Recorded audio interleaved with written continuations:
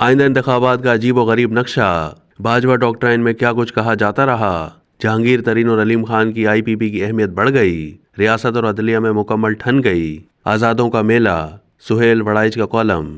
Senior صحافی سہیل وڑائچ کا اپنے کالم میں کہنا ہے کہ آئندہ انتخابات کا جو نقشہ سامنے آ رہا ہے وہ بڑا عجیب و غریب ہے۔ ایسا لگ رہا ہے کہ ہم دوبارہ سے 1985 کے غیر جماعتی انتخابات کی صورتحال کی طرف رواں دواں ہیں۔ اب تک جو اعداد و شمار سامنے آئے ہیں ان کے مطابق 1985 میں قومی اسمبلی کے انتخابات میں 1088 آزاد امیدوار تھے، جبکہ 2024 کے انتخابات میں 3248 آزاد امیدوار آمنے سامنے ہیں۔ لگتا ہے کہ پارٹیاں پیچھے رہ گئی ہیں اور آزاد امیدواروں کا میلہ لگ رہا ہے۔ بھاجپا ڈاکٹرائن میں کہا جاتا تھا کہ 1985 سے جو غیر جماعتی، غیر نظریاتی لوگوں کا کلچر پیدا ہوا ہے اسے ختم کرنا ہے۔ 2024 کے انتخابات سے لگ رہا ہے کہ وہی غیر جماعتی اور آزاد امیدواروں کا کلچر بحال ہو جائے گا۔ یہ لوگ نہ جماعتی ڈسپلن کے پابند ہوں گے، نہ ہی ان کے کوئی نظریات ہوں گے۔ یہ ترقیاتی فنڈز کے لیے ہر سیاسی اور اخلاقی اصول پامال کرنے کو تیار ہوں گے۔ یہ صورتحال جو پیدا ہوتی نظر آ رہی ہے اس کے پیچھے ہماری سیاست کی نت نئی بدلتی حکمت عملی ہے۔ جب نواز شریف نے لندن سے آنا تھا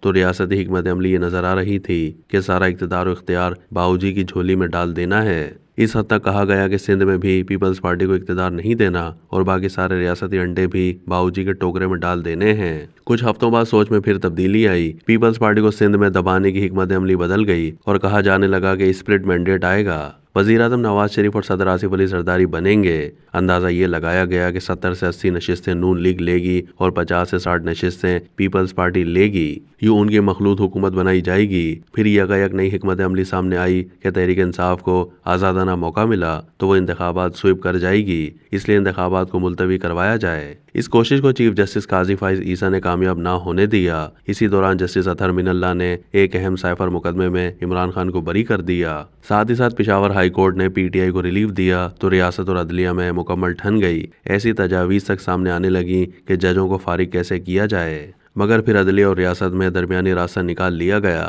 تحریک انصاف سے بلے کا نشان واپس لیا گیا تو پھر سے حکمت عملی میں تبدیلی نظر آنا شروع ہو گئی۔ اب دوبارہ سے جہانگیر ترین اور علیم خان کی آئی پی پی کی اہمیت بڑھ گئی ہے۔ پہلے صرف نون اور باؤ جی کو سب کچھ دینے کی بات ہو رہی تھی، اب کہا جا رہا ہے کہ طاقت کا توازن آزاد امیدواروں کے حق میں آ رہا ہے۔ ریاست کے اہلکار خوش ہیں کہ اگر آزاد امیدوار زیادہ تعداد میں جیت کر سامنے آ گئے تو انہیں ہینڈل کرنا آسان ہو جائے گا۔ تازہ ترین تبدیلی جو حکمت عملی میں آ رہی ہے یہ کہ الیکشن کے قریب سب کو فری ہینڈ دیا جائے، کیونکہ اب سوچ یہ ہے کہ نون کو بھی اب اتنا طاقتور نہیں کرنا کہ وہ کل کو ریاست کے خلاف کھڑی ہو سکے۔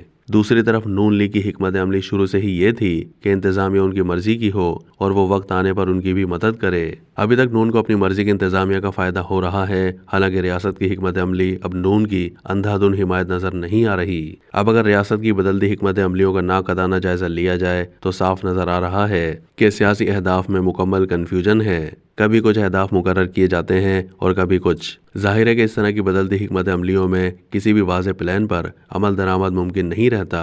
الیکشن کا رزلٹ کیا ہوگا ابھی کچھ نہیں کہا جا سکتا۔ یہ بات البتہ طے ہے کہ الیکشن جیسا بھی ہو بہرحال تبدیلیاں ضرور لاتا ہے۔